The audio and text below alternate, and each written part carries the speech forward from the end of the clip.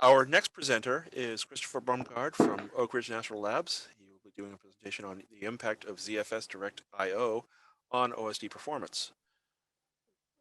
Is Christopher even on yet? Not yet, but he will be, I'm sure. Oh, there he is. Christopher, can you hear us? I can indeed. Excellent. Can everyone see my slides? We can see your slides.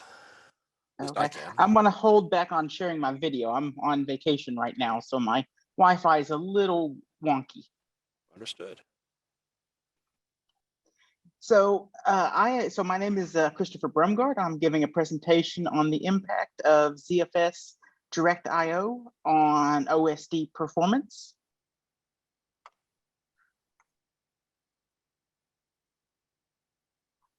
A few years ago, ORNL had interest in working with others on developing Direct I/O within Lustre to help address a perceived concern about ZFS's future ability to meet the performance capabilities of NVMe pools. So in this talk, I'm going to be presenting our findings on the current implementation and giving the performance and other implications that we have found using this. We're going to attempt to identify any performance or scaling pitfalls within the storage stack that we have found through benchmarking the storage stack at multiple layers. And finally, we will compare the OSD performance characteristics using Direct I/O versus traditional buffered I/O on a variable sized population of 1 to 24 NVMEs in a ZFS striped configuration. Our methodology tests Direct I/O at multiple levels of the storage stack from 1 to 24 NVMe devices, starting at the raw block device level, then transitioning to using a striped raw block device via FIO, and then using striped ZFS through the ZPL layer. So that's the POSIX layer of ZFS. And finally, using OBDFilter to test the ZFS OSD over a ZFS striped set of NVMEs. For the ZFS parameters, we are mostly sticking to the standard Lustre suggested settings. And we will be using both 32 kilobyte and 1 megabyte record sizes with no compression and no checksumming to prevent any impacts from the CPU. Our hardware is a Dell PowerEdge R7515. It's a AMD 64 core Rome processor with a single NUMA zone. It has 512 gigabytes of RAM and two host PCI Express Gen 3 buses. Each bus is capable of 16 gigabytes per second. And for the NVMEs, we have a mixed population of Samsung 1725A and Bs. Each one is in a 4X PCI slot and has a capacity of 1.6 terabytes worth of capacity. For the software, we're going to be running RHEL 7.9 with a stock 3.10 RHEL kernel using FIO 3.25. We'll be running a custom ZFS 2.x branch with Direct I/O support. And we will be using Lustre 2.12.2 with patch 14689 that supports Direct I/O. So looking at a simplified ZFS stack, traditionally, when using ZFS, you have your ZPL layer, and that is what provides the POSIX layer interface. Then underneath that, you have your DMU layer, which is your data management unit. That's what handles data sets and data objects and transactions and whatnot. Then you have your ARC, which is your adaptive read-ahead cache. And then beneath that is your ZIO that manages the different IO pipelines being used. And finally, your VDEV layer, which can consist of an arrangement of VDEVs offering striping, mirroring, or RAID. Luster's OSD implementation for ZFS bypasses the ZPL layer and goes right through to the DMU layer. You can see your reads and write flows with the solid blue and red lines. What DirectIO has attempted to do is to bypass the ARC and parts of the DMU layer to help improve the performance and latency characteristics when you're using high performance devices.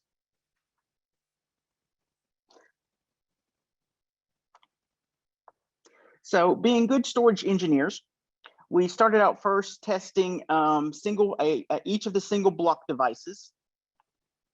As you can see in the figure on the right, we have two graphs, the read on the left and the write on the right. And then for our y-axis, we have the gigabytes per second. And then our x-axis is the individual devices. And then the dashed lines are the expected maximum throughput that the individual devices are quoted at. So we ran FIO on each of these using standard synchronous POSIX IO in block sizes of 32 and 1 megabyte, in job sizes of 64, 128, and 256. The first thing that we found, and this is why it's always good to start, at the low level, was that NVMe 10 was defective. The other thing that we found was that we actually have two different NVMe models present in our disk population, despite how the actual devices were labeled. So some of them were 1725As and some of them were 1725Bs, which gave a slightly different performance. So what we did is we, of course, replaced the one defective drive, and then we tried to balance the NVMEs across the two PCI buses. And then having done that, you can now see the results.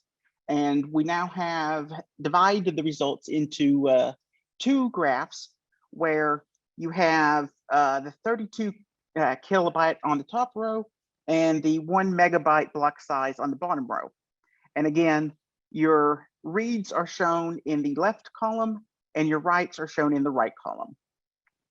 So the results are roughly where we would expect them to be, and that typically job sizes don't appear to impact performance, being that basically whether you're running FIO with 64 jobs, 128, or 256, you see pretty much the same numbers, unless you look at this one particular 32 kilobyte write case.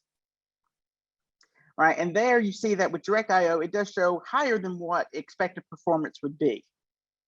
And we haven't yet ascertained exactly why that is. It may just be a scheduling effect within the kernel itself that is somehow boosting it, or that there's buffering somehow still occurring, even though we have specified raw block access with DirectIO. So then moving on, we then look to see, okay, well, what happens when we now do FIO striping across the block devices? And again, we're using 32K and 1 megabyte block devices, block sizes, and job sizes of 64, 128, and 256. Again, with the same graph layout as before, except that now your x-axis is just the number of devices involved in each stripe. And again, we have found that there's not a significant amount of difference based upon job count, and that DirectIO reads are significantly slower than writes. We're not entirely certain exactly what causes this phenomenon. We're still looking into seeing if there's a problem with the hardware itself.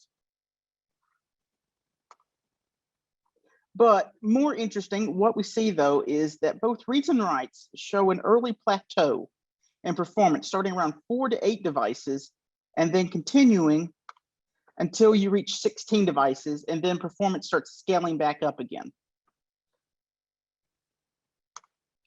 And what we have found is that is simply due to the way the PCI bus is laid out and how the devices are not interwoven. So what we did is we changed our testing scripts to make sure that all the NVMe devices are assigned round robin from the 2 PCIe host controllers for our testing. And what you will see now is that all of the workloads now scale much faster. The dashed red line is the maximum performance that you can expect to come off of a single PCI Express bus in this system. And again, not a significant number of differences with number of jobs, except when you're looking again at the 32 kilobyte direct IO write. When you're running 256 jobs, for some reason, we do see a fall off there. Again, this may be a scheduling impact.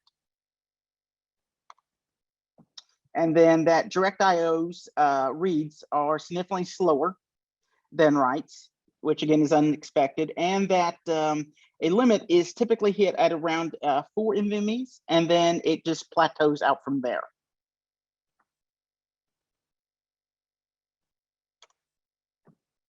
So then we moved up to our ZFS layer, and what we have seen and what we've done is that we have used the standard ORNL settings for ZFS, which are the same as what is suggested by the Lustre community, with a 1 megabyte record size.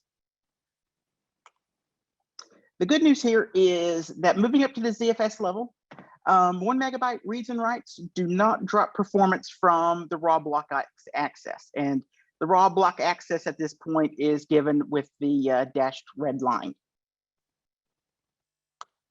The bad news, however, is that this is not the case for 32K reads and writes.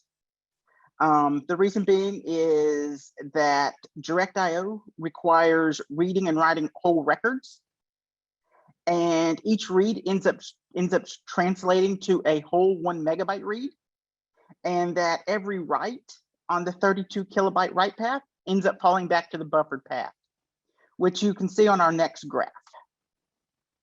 So here on this one, we looked at the ratio of buffered, which means ARC, to direct IO. Similar layout as before, except that this time your y-axes are just the total number of bytes read, and then that you have your direct IO given in blue and the amount of buffered IO in orange. So what we saw is that the good performance due in the last graph was due for the 1 megabyte reads and writes was due to the fact that yes, all the IO is indeed direct and is going straight to the devices, skipping the ARC, right? But that you can see the effect in the 32 kilobyte reads as to why performance is so low, and that is that the amount read is the same as the amount being read for the 1 megabyte direct IO reads, meaning that ZFS is ending up having to translate every 32 kilobyte read into a full record read, and then is not able to cache that since we've requested direct IO. And then that explains why the read results plummeted in the last graph. And then we can also see why the write performance also did not do as well. And that is because since we are not doing 1 megabyte writes, ZFS is falling back to the buffered IO path for them and is doing all buffered IO on them. So you're not able to successfully utilize direct IO in this case.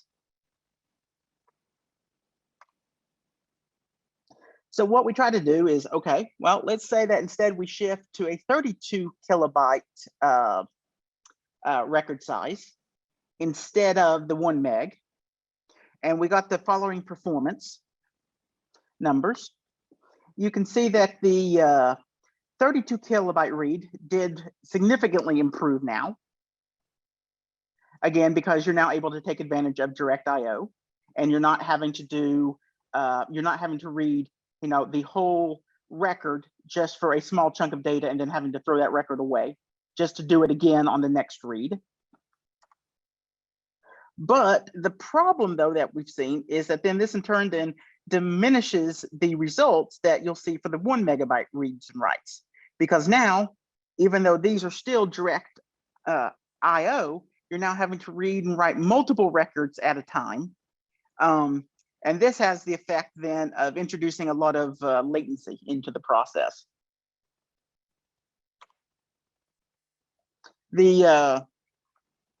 So we can also see that the performance of the 32 kilobyte and 1 megabyte for each read and write is almost identical. So this gets to the point that yes, the 32 kilobyte record binning becomes the bottleneck here. So simply shrinking your record size to make sure that you're always using direct IO is not necessarily a suitable solution to that problem.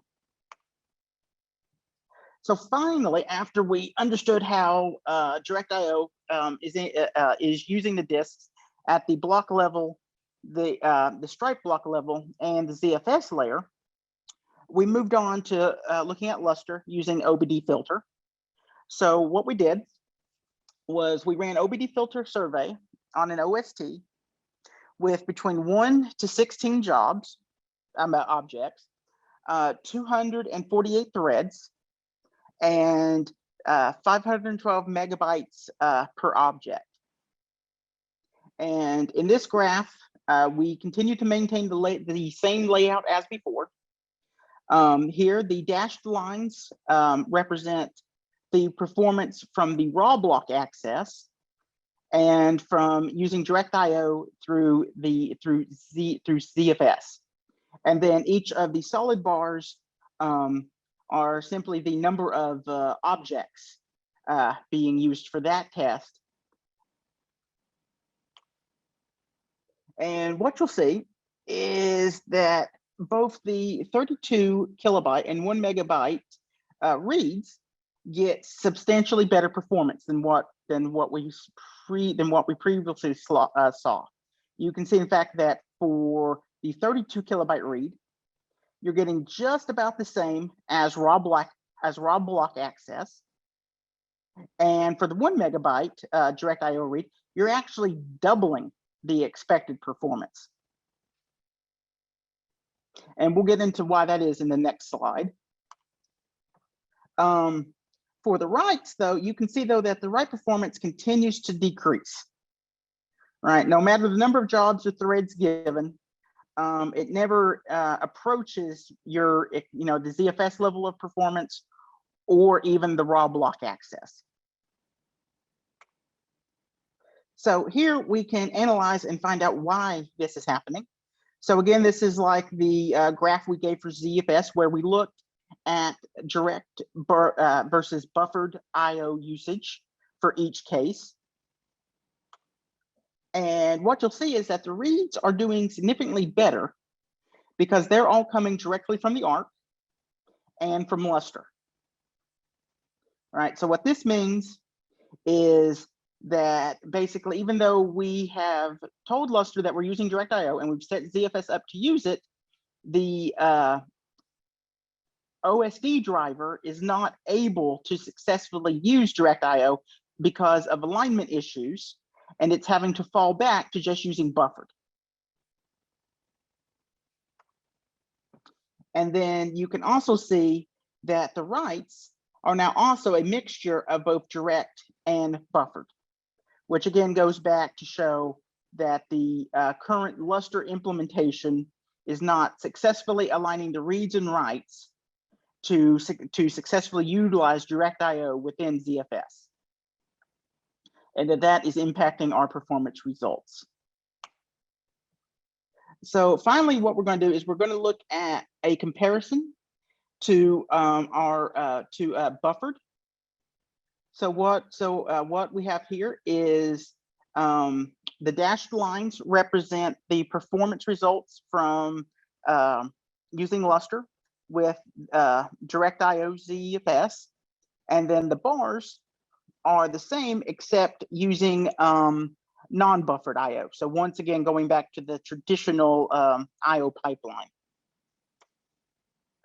And what you can see is that the reads show some improvement, especially in the 1 megabyte case, especially for the early number of devices. And that this is probably due to just the intentional usage of ARC, whereas before you were at least attempting to do direct IO and then failing, and then having to convert over back to buffered IO, which is introducing latency for each IO. But what you're seeing on the right path, though, is you're getting almost identical performance, which would indicate that, at least for this, that currently within Lustre, the write performance is elsewhere and is not necessarily tied to the ARC within ZFS that we saw a couple years back. So finally, in summary, is it worth it to use ZFS Direct IO in the OSD layer? And what we have seen is that taking full advantage of this feature has proven to be challenging, as Direct IO places a number of size and alignment constraints on data buffers, as well as figuring out additional ZFS configuration concerns. You need to find a delicate balance of your record size, so that way when you're doing multiple different sizes of reads and writes, you're able to mostly take advantage of Direct IO while not harming smaller read and write performance. Also, more work needs to be done in the Lustre patch to ensure that the page and records are properly aligned. And for our current setup, we've shown that, that after all the work that the ZFS community has been doing, buffered IO has improved significantly from a few years ago, and is now showing at least equal or even better performance, especially in the case of reads. So this may end up meaning that direct IO may not be necessary for the Lustre community when using large numbers of NVMEs and drives. Of course, it's also fair to say to the developers of direct IO that direct IO is still in the early stages, and that they have a number of ideas as to how to improve it further. So this is something we should probably revisit. And finally, I want to thank Brian Bellendorf of LANL. He was able to, Lawrence Livermore. He was able to help me significantly understand the inner workings of direct IO within ZFS, and has been one of the main drivers of that effort. Jeff Niles at ORNL, who helped with the hardware setup, and of course James Simmons, who answered a bunch of my Lustre questions. So that concludes my talk.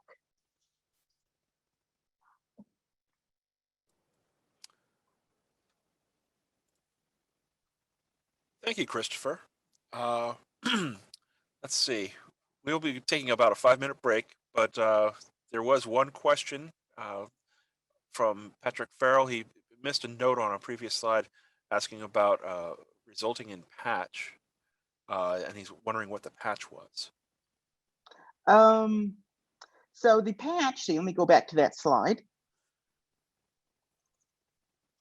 was a patch to the OSD layer for the ZFS driver that would allow it to use direct IO. Let me go back, I'll get the patch number for you. So it was patch number 41689. All right, he right. says thank you. Yes, essentially what it is that ZFS is that Lustre is not able to intentionally use direct IO. You have to set it to always within the ZFS module for whatever data set that you're using. And then that the patch itself is just for attempting to then use it within the DMU layer.